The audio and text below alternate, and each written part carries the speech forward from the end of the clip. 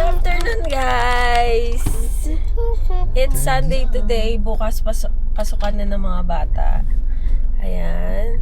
So, magkakape lang tayo ngayon kasi nagpahinga lang kami buong araw sa bahay. Siguro mga, wait lang, tignan ko yung oras. 3:15 na today.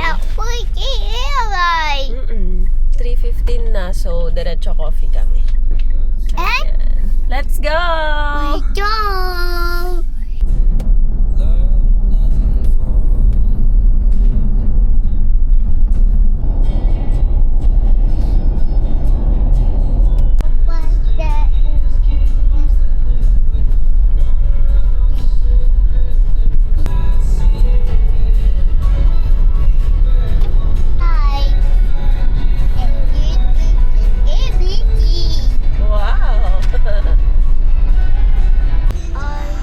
Comment lang po dun sa spot nila, sir. Double check lang natin kung meron. How much po? 500. Kuya Herwin. Ay, ako na yung mali. Kuya Henry. Kuya Herwin pa din. Dito kami sa dead stock. Kukunin lang ni Boss Ken yung regalo sa kanya. Tambay muna kami dito sa seafront.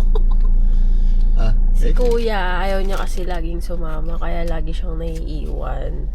Binata na kasi siya. Ito ang baby pa. Tignan niyo, Marte po. Baka malaglag ulit. Sus. Ano nangyari, Papa? Ganyan yan kalaki. Ganyan na lang. Ganyan hanggang dito yan sa daliri. Ang laki ng kinagat niya. Sinubo niya ang laki. Nagagalit siya kapag binabawasan ko. Yan mga mukha niya. Max. Oo. Pakagatin mo siya.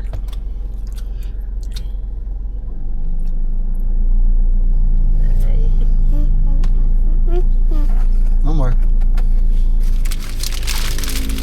No more. Tapos na kami magmerienda. Nag-iinarty yung isa.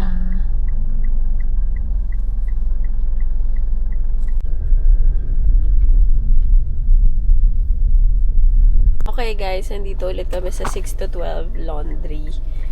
Maghahatid kami ulit ng laundry and kukuha.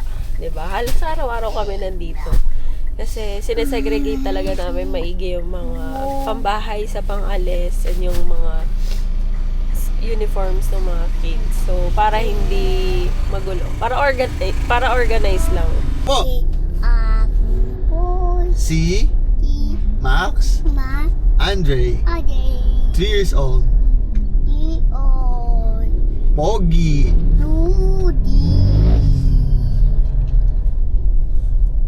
Ang mama ko ay si D. Ang papa ko ay si Ken. Napagod. Pagod na. Ano ba yan? Napagod na.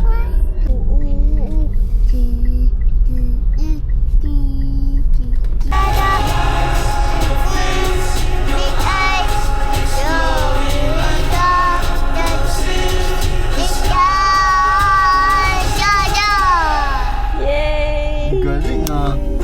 We're home! Dito na kami sa bahay. Yun lang naman yung araw namin ngayon kasi nagpahinga kami dahil bukas pasukan na ng mga bata and start na rin namin mag-gym. Noong nakaraan kasi hindi kami nakapag-gym dahil ang dami ring sked nun. So, yun lang. Bye-bye! Bye-bye!